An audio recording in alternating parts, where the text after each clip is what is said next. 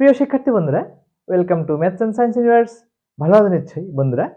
আমরা আলোচনা করছিলাম তোমাদের গণিত বইয়ের অনুক্রম ধারা এই শিক্ষণ অভিজ্ঞতাটি। আশা করি প্রত্যেকেই তোমরা আমার সাথেই থাকবে। তাহলে চলো বন্ধুরা, শুরু করা যাক। বন্ধুরা, 2 নাম্বার দেখো, প্রথম পদ দেওয়া আছে -37, সাধারণ অন্তর 4 দেওয়া আছে, আর n সংখ্যক পদের সমষ্টি -180 দেওয়া আছে। আমাকে বের করতে হবে পদ সংখ্যা আর n তম পদ, রাইট? তো আমরা n তম পদটা আগে বের করে নিই। আমি তো পদ সংখ্যা বের না করে তো n তম পদ বের করতে পারবো না। তাহলে আমাদের যেহেতু সমষ্টি দেওয়া আছে, এখান থেকে কিন্তু আমি পদ সংখ্যা বের করতে পারবো। ঠিক আছে, পদ সংখ্যা বের করে তারপর আমি n তম পদ নির্ণয় করতে পারবো। আগে আমার n এর ভ্যালু প্রয়োজন আছে, রাইট? আর n সংখ্যক পদের মানও দেওয়া আছে। তো এখান থেকে আমরা পদ সংখ্যাটা আগে বের করে নেব, কেমন? ওকে, নাম্বার 2 শুরু করি আমরা, কেমন? Number 2, Sn equal to n by 2 second bracket 2a plus n minus 1 into d। এটা তোমরা জানো কি? জানো না যে সমান্তর অনুক্রমের n সংখ্যক পদের সমষ্টি Sn equal to n by 2 second bracket 2a plus n minus 1 into d। Definitely তোমরা এটা জানো, রাইট? এখন আমরা করব কি? দেখো, এখন দেখো Sn কত? -180 লিখব, ইকুয়াল টু, আমি n এর ভ্যালু জানি না, জানি না তো 2a এর ভ্যালু কত? -37, 2 ইন্টু -37 প্লাস n এর মান জানি না, d এর ভ্যালু কত? ডেফিনেটলি 4। এই হলো তোমার মানগুলো বসিয়ে দিলাম, এখান থেকে আমার n এর মানটা বের হবে, রাইট? তো আমরা এখানে লিখি, that is -180 equal to n by 2। আর এখানকার ব্র্যাকেটের ভিতরে কি হবে? -74 হবে, প্লাস 4n হবে, -4 হবে। ফার্স্ট ব্র্যাকেট দিতে পারো -74 প্লাস 4n -4। এটা হলো আমার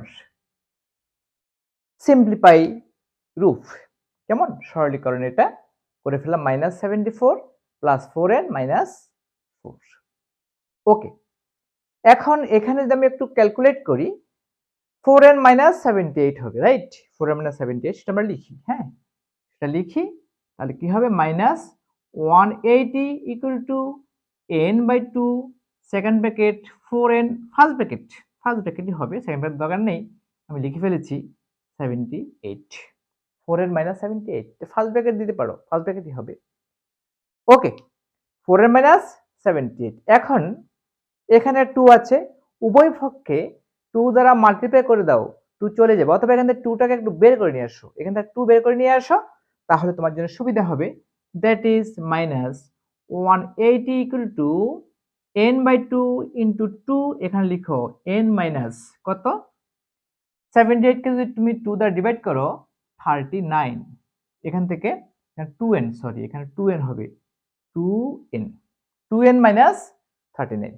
এখান থেকে 2 যদি আমি কমন নিই, এখানে 2n হবে, এখানে -39 হবে, ঠিক আছে? 2 টু ভ্যানিশড, আমি একটু ডান পাশেই লিখি, হ্যাঁ, that is 1 -180 equal to n into 2n -39, তাই না? এটাই তো হচ্ছে, এখানে 2 টু ভ্যানিশড, তাহলে n into 2n -39, right? Equal to, that is -180 equal two 2n square -39n, গুণ করে দিলাম। এখন আমরা 180 যদি এইদিকে নিয়ে যাই, আমি পাবো 2n স্কয়ার -39n প্লাস 180, আর বাম দিকে থাকবে, শূন্য থাকবে। দ্যাট ইজ, আমি এটা লিখতে পারি যে that is 2n square 39n plus 180 equal two 0। এটা আমরা লিখতে পারি। এখন এটাকে মিডল টার্ম ফ্যাক্টর করতে হবে, করে আমরা এটাকে উৎপাদকে বিশ্লেষণ করতে হবে। কেমন? এখানে একটা জিনিস খেয়াল করো, আমার এখানে গুণফল হলো 180 আর 2 গুণ করলে কত? 360। 360 হলো আমার গুণফল। এটাকে উৎপাদকে বিশ্লেষণ করো, করে দুইটা রাশি দিয়ে ভাগ করতে হবে, ভাগ করে যোগ করে 39 মিলাইতে হবে। কেমন? এবং দুইটা রাশির যোগ আগে কিন্তু মাইনাস চিহ্ন হবে, যদি এখানে মাইনাস চিহ্ন আছে। কেমন? দুটি মাইনাস হবে, দুটি মাইনাস সংখ্যা গুণ করলে কিন্তু প্লাস হবে, প্লাস 360 হবে, এবং দুটি মাইনাস সংখ্যা যোগ করলে মাইনাস 39 হবে। বিষয়টা এরকম। তো ওকে, এটাকে 2 দ্বারা ডিভাইড করো, 2 18 180, আবার 2 দ্বারা কত হচ্ছে এখানে 90, আবার 2 দ্বারা 45, আবার 3 দ্বারা 15, আবার 3 দ্বারা 3 5 15। এখন দেখো, আমরা যদি দেখি ভাবে 3 দুগুণে 6, 7 12 24, 24 আর হলো এখানে কত 15। 24 আর 15 যদি হয়, তাহলে কিন্তু আমার এই 24 আর 15 যদি হয়, তাহলে আমার মিলে যাচ্ছে 39। কেমন? দ্যাট ইজ, আমরা লিখতে পারবো, এটা একটু মুছে দিই। That is 2n square minus 24n minus 15n plus 180 equal two 0। দেখো তো, 24 আর 15 যদি যোগ করো 39 হয় না? হয়তো। আবার -24 -15 মাল্টিপ্লাই করলে 360 হয়, 360 হয়। এখন তুমি কমন নাও, আমি প্রথমে দুটো থেকে 2n কমন নেব, n মাইনাস 12 মাইনাস 15 কমন নেব, n মাইনাস 12 ইকুয়াল টু 0। বুঝতে পেরেছো? দ্যাট ইজ, আমি পাচ্ছি n minus 12 into 2n minus 15 equal to 0। That is নয়, আমরা এখন লিখতে পারবো therefore. Therefore n minus 12 equal to 0, that is n equal to 12, অথবা কি লিখতে পারবো? অথবা 2n minus 15 equal to 0, that is n equal to 15/2। ঠিক আছে, কিন্তু পদ সংখ্যা তো ফ্র্যাকশন হতে পারে না, তুমি লিখে নেবে। যেহেতু পদ সংখ্যা ভগ্নাংশ হতে পারে না, সুতরাং n equal to 15/2 গ্রহণযোগ্য নয়, এই কথা লিখে নেবে। যেহেতু পদ সংখ্যা ভগ্নাংশ হতে পারে না, সুতরাং n equal to 15/2 গ্রহণযোগ্য নয়। তাহলে n এর ভ্যালু কত? ডেফিনেটলি 12। আমরা পেয়ে গেলাম পদ সংখ্যা n equal to 12। পদ সংখ্যা পেয়ে গেলাম। অনেক কষ্ট তোমরা করেছো, ধৈর্য সহকারে দেখেছো, দেখে পদ সংখ্যাটা জেনে গেলে যে পদ সংখ্যা হলো 12, রাইট? এখন আমরা বের করব n তম পদ। তার আগে আমরা এটা একটু মুছে দেব। কেমন?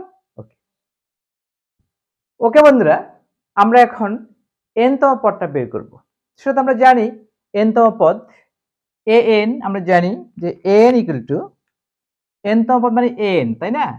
an equal to a plus n minus 1 into b। এটা হলো n তম পদের সূত্র।